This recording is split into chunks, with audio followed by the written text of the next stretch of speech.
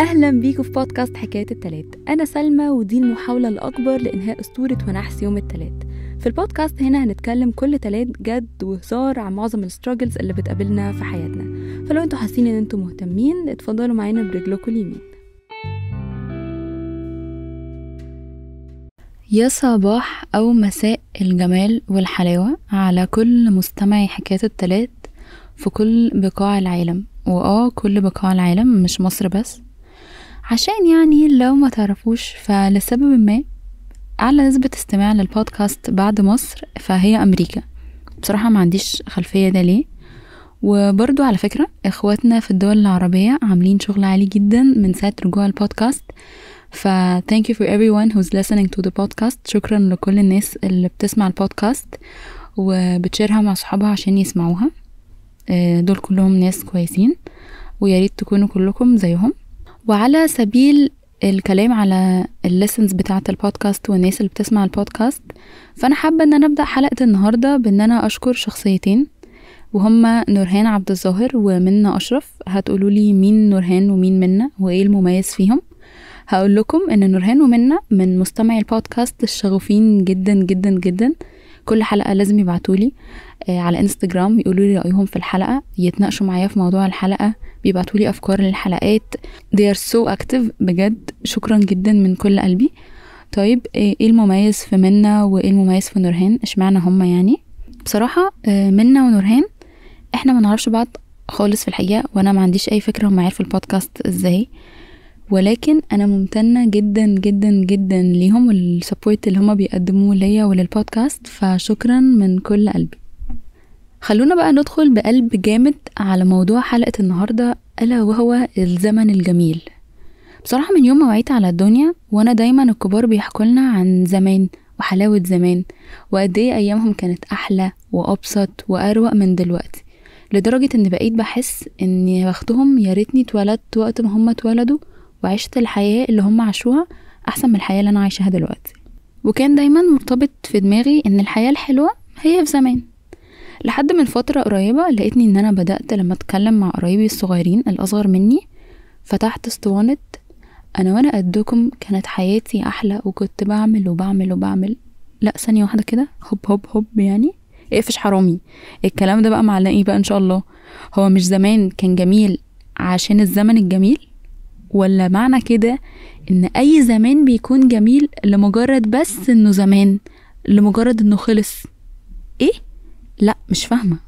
فكعدتي ما بحبش ما كنش عندي اجابة واضحة لأي سؤال في دماغي، فقمت فتحت اللابتوب وعملت ابحاثي بصراحة لمدة ربع ساعة عشان خلقي ضيق وما عنديش وقت اعمل حاجة اكتر من كده، او عندي وقت بس زي ما قلت لك خلقي ضيق. فكرت شوية في الموضوع ربع ساعة كمان، يعني طولت كده بقى نص ساعة، ربع ساعة تفكير وربع ساعة ابحاث.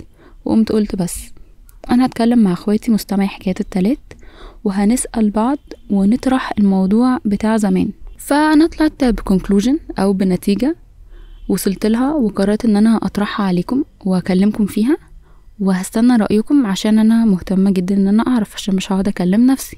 فانتوا هتسمعوني وبعد ما الحلقة تخلص هتيجوا بقى على الانستجرام كده تقولوا لي رأيكم وانتوا شايفين ايه. اتفقنا؟ اتفقنا. يلا بسم الله. ليه زمان اجمل؟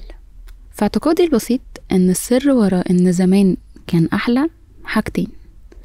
اول حاجة ان هي بيولوجيك كده، الزمن نفسه، التوقيت. يعني بطبيعة البني آدم انه دايما بيحن للحاجات او بيشتاق يعني للحاجات اللي مش عنده، يعني اي حاجة مش عندي فانا بحس ان انا محتاجة لها. فاحنا لو جينا بصينا على الحياة اللي احنا عايشينها دلوقتي زومد اوت كده، يعني لو طلعنا بره ادوارنا وبره حياتنا وبصينا من بره، فهنلاقي ايه؟ هنلاقي ان اكتر حاجة احنا مفتقدينها هي رتم الحياة الهادي البطيء البسيط. فمن الطبيعي جدا اننا لما نسمع حكايات اهالينا واجدادنا عن حياتهم اللي هم كانوا عايشينها وقد ايه كانت هادية وبسيطة وبطيئة، وما كانش فيها اوبشنز كتير زي الاوبشنز اللي موجودة دلوقتي. وعلى فكرة وجود اوبشنز كتير او وجود اختيارات كتير في حياة الناس او في اي حاجة، ده بيخلي ان الاختيار يكون اصعب. يعني ابسط مثال، احنا دلوقتي لو جينا عايزين نقرر نشرب حاجة من بره الصبح، نفطر يعني نشرب حاجة على الفطار، شوفوا كم الاختيارات اللي هيكون عندنا، كمية انواع قهوة مختلفة، وكمية انواع البان بتتحط على القهوة مختلفة، غير بقى القهوة الديكاف اللي الكافيين فيها اقل، غير بقى الماتشا ومش عارف ايه ليلة كبيرة قوي. ده في ابسط حاجة، اللي هو الحاجة اللي احنا هنشربها، مش بس بقى هناكل ايه وهنسكن فين وهنشرب ايه وهنروح مع مين وهطلع ايه لما اكبر. والله العظيم too much choices for one person، اختيارات كتيرة جدا علينا كبني ادمين. فطبيعي جدا ان احنا نحس ان احنا مشتتين، خاصة ان احنا في الوقت اللي احنا عايشينه ده بسبب السوشيال ميديا اللي للأسف يعني بقينا معتمدين عليها اعتماد شبه كلي. الاتنشن سبان بتاعتنا او مدة التركيز بتاعتنا بقت قليلة جدا. فوسط الاختيارات دي كلها attention span او مدة تركيز قليلة كل الليلة دي، نيجي بقى نسمع عن مدى الروقان اللي كان موجود زمان. فطبعا هنحس ان احنا عايزين نروح زمان، ودوني زمان بتاعكم. بس مش بس الحياة الهادية هي الشيء اللي احنا ممكن نكون بنفتقده، لكن كمان حاجات تانية كتير. أبسط مثال العلاقات، ان هي تكون فيها تواصل حقيقي، ان احنا نشوف الناس بجد، مش بس مجرد مكالمات فيس تايم كولز او تكست مسجز على السوشيال ميديا. وقيسوا بقى على ده كل حاجة في حياتنا. ومش عايزة أكون برمي كل حاجة على السوشيال ميديا دلوقتي، لأن ده مش موضوعنا، ولا عايزة أكون بهاجمها زيادة عن اللزوم، لأن هي أكيد سهلت حاجات كتيرة قوي. ولكن بتكلم في إن احنا فعلا مشتتين دلوقتي. فأي حد هيجي يكلمنا عن أي حياة هادية هيبقى احكيلي أكتر عنها، أنا عايزة أروح هناك. طيب لو أنا فعلا نظريتي صح، فاحنا علشان مفتقدين حاجات معينة لما بنسمع أهلنا بيحكوا عنها بنحس ان احنا بنحن ليها وعايزينها. ليه بقى في مننا عادي جدا بيحن للزمن بتاعه هو، يعني للقديم في حياته هو، مش في حياة غيره، يعني من 5 سنين عدوا في حياته مثلا. سألت نفسي السؤال ده ولقيت ان الإجابة هتاخدنا للنقطة التانية او للسبب التاني اللي انا بعتقد فيه، وهي ان زمان خلص. يعني ايه؟ يعني احنا بنحن للماضي او ما يعرف بالنوستالجيا، وبنحس ان الماضي احلى من دلوقتي او اي حاجة فاتت احلى من دلوقتي لمجرد ان هي خلصت وعدى عليها وقت. وده في اعتقادي البسيط بسبب حاجتين: ان عقلنا بيفكرنا بالحاجات الحلوة اللي حصلت زمان، وبيقرر ان هو ينسى او يحط على جنب الحاجات اللي مش قد كده، او يعني الحاجات الوحشة، الذكريات اللي مش ألطف حاجة في الدنيا. والحاجة التانية ان احنا ممكن نكون خايفين من المجهول. احنا خايفين من المجهول، خايفين من المستقبل، في حاجة مش عارفينها، فطبيعي نكون خايفين منها. فعقلنا بيرجعنا للماضي، للقصة اللي احنا عارفينها وعشناها وعارفين نهايتها، وعارفين ان هي نهايتها بنسبة كبيرة سعيدة والامور هتعدي ومفيش داعي للخوف ومفيش داعي للقلق.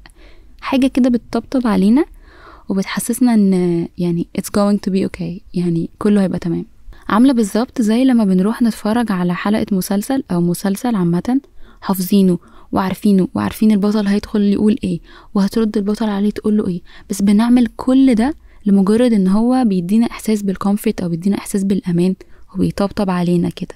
يعني مثلا ما اعتقدش ان عقلنا كل شوية هيقعد يفكرنا ان احنا كنا خايفين جدا في امتحان مادة معينة في الجامعة او في المدرسة، او خايفين ما نحققش سكور معين، ولكن دايما عقلنا هيقعد يجيب لنا ذكريات الرحلة الحلوة اللي طلعناها في آخر سنة في المدرسة، أو ما يعرف بالسينيور تريب، وبيفكرنا بسفرية حلوة كانت العيلة كلها متجمعة فيها وكل الناس مبسوطة. ولما عقلك بيجي يفكرك بشغلك القديم، مش هيفكرك بقد ايه انت كنت خايف في الانترفيو، خايف تترفض أو خايف ما تحققش حاجة كويسة في الشغل، بس دايما هيفكرك بصحابك اللي كانوا هناك، قعدتكم مع بعض، هزاركم، خروجاتكم، وكل الحاجات دي. من الآخر يعني عقلنا بيجمل الذكريات. وطبعا أنا مش محتاجة أكد عليكم إن كل دي ملاحظاتي واجتهاداتي الشخصية. فيعني من الآخر كده أنا فاتحة المايك وبفكر معاكم بصوت عالي شوية. هسأل نفسي سؤال وهسمح لنفسي إن أنا أجاوب عليه، بس برضو حابة إن أنا أعرف إجابتكم. هاتوا ورقة وقلم يا جماعة واكتبوا ورايا الأسئلة عشان تردوا عليا في سؤال. تفتكروا الحنين للماضي أو الرغبة في إن احنا نعيش في زمن تاني مش الزمن بتاعنا حاجة سلبية؟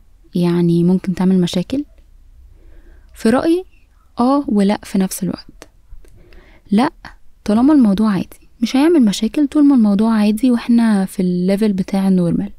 وحشنا زمان عشان ما كانش عندنا مسؤولية، علشان كنا بنعمل حاجات مش بنعرف نعملها دلوقتي، او علشان كان معانا اشخاص ما بقوش معانا دلوقتي، وقدر بقى ان احنا فقدناهم لأسباب خارجة عن إرادتنا، أو خرجوا من حياتنا عشان ما كانوش أنسب حاجة إن هم يكونوا معانا. لو الموضوع اتقلب بهوس، جنون برفض الزمن الحالي اللي احنا عايشين فيه، كل حاجة بنفكر فيها ازاي نرجع لزمان، ازاي نخلي الحياة زي زمان. بفكر بفكر بفكر في اللي فات وبس، ما بعيش الوقت اللي انا عايشة فيه. زي اغنية كوكب تاني بتاعت مدحت صالح، هو رفض الزمان ورفض المكان ورفض كل حاجة وعايز يروح يعيش في حتة تانية. وده مش حقيقة، لان احنا مش عايشين في يوتوبيا. زمان مش كله وحش ولا كله حلو، زيه زي دلوقتي مش كله وحش ومش كله حلو، زيه زي بعدين ولا كله هيكون حلو ولا كله هيكون وحش. دايما فيه الحلو ودايما فيه الوحش. في حاجات هنقدر نختارها وحاجات لا، بس الصح ان احنا نحاول في اغلبية الوقت ان احنا نبقى ماسكين زمام امور حياتنا او زمام امور زماننا. يعني لو احنا شايفين مثلا ان السوشيال ميديا في الزمن اللي احنا عايشين فيه سرقت مننا كتير طاقة ووقت وعلاقات، طيب احنا مستنين ايه؟ ليه معتمدين عليها كل الاعتماد الكلي ده؟ نتحرك، ننزل نشوف صحابنا، نسيب الموبايل شوية، نشوف اي حاجة نعملها تخلينا نخرج برا العالم الافتراضي او الفيرتشوال لايف اللي احنا عايشين فيها. اكيد كل واحد فينا لو فتح دفتره كده او فكر شوية في دماغه هيلاقي حاجات كتيرة قوي مأجلها للوقت المناسب اللي عمره ما يجي. نقفل الموبايل ونروح نشوف ايه الحاجات دي ونعمل منهم حاجة. لان طول ما احنا عايشين فاحنا بنعمل ذكريات، وطول ما احنا بنفكر في الذكريات او في المستقبل اللي جاي عمرنا ما هنعرف نعيش الايام اللي احنا عايشينها دلوقتي. فبالتالي مش هنلاقي ذكريات عدلة نفتكرها بعدين، ما احنا طول الوقت بنفكر ومش عايشين. فلما نروح المستقبل ان شاء الله هنلاقي ان احنا خربنا الماضي والحاضر والمستقبل وبوظنا كل حاجة. فخلاصة الكلام ان شماعة الزمن او الظروف او الوقت اللي احنا عايشين فيه مش مناسب، او I'm an old soul، انا اتخلقت ان انا اكون في زمن قديم، دي حاجات مش هتنفع والله. يعني زي بقولك كده، حاجات مش هتجيب اي نتيجة، ولو طولت معانا هتدمرنا. والتفكير الكتير في اللي فات او في اللي جاي هيخلي نتائج الحاضر او النتائج بتاعة الحياة اللي احنا عايشينها دلوقتي لما نوصل لها بقى بعدين تبقى يعني سوري حاجة مقرفة، حاجة شنيعة. هنبقى ما استفدناش ولا باللي احنا عايشينه ولا باللي عدينا ولا باللي جاي لسه في الطريق. فاللي عايزة اقوله في الاخر ان زمان اكيد كان في حاجات حلوة، اذا كان زمان بتاع اهلنا ولا كم سنة اللي فاتوا من حياتنا. والوقت اللي احنا عايشينه ده في حاجات حلوة كتير، مش بس حاجات وحشة زي ما الاجيال الاكبر مننا بيصوروا لنا. والوقت اللي جاي او زمن الجيل اللي بعدنا هيبقى في حاجات احنا معترضين عليها، هيبقى في حاجات مش حلوة، بس هيبقى في حاجات حلوة لينا وليهم. فلكل الأجيال المختلفة بلاش نخلي زماننا أحلى بالنسبة للي جاي علينا ونقعد نكره الناس التانية في زمانهم، وبلاش نفضل دايما عايشين في الماضي أو خايفين من المستقبل، لأن بجد هنلاقي نفسنا ضيعنا السنين اللي احنا عايشينها، وفجأة هنلاقي ان العمر عدى واحنا ما اتبسطناش وما عملناش حاجات كويسة. بس كده، اتمنى الحلقة تكون عجبتكم واتمنى لكم اسبوع لذيذ. وعلشان ناس كتير سألتني الحلقة بتنزل امتى بالظبط، يوم التلات، يوم الاثنين واحنا لسه صاحيين، اول لما الساعة تيجي 12 فاحنا كده بقينا يوم التلات هتلاقوا الحلقة نزلت على طول، فتقدروا تسمعوها الساعة 12 بالليل. تقدروا تسمعوها يوم التلات وانتوا رايحين الشغل او انتوا راجعين من الشغل، وتفضل معاكم بقى forever. ما تنسوش تجاوبوني على أسئلة الحلقة على انستجرام @حكاية_podcast، وهستنى رأيكم وهستنى اقتراحاتكم للحلقات الجاية. بس كده، أشوفكم التلات الجاي.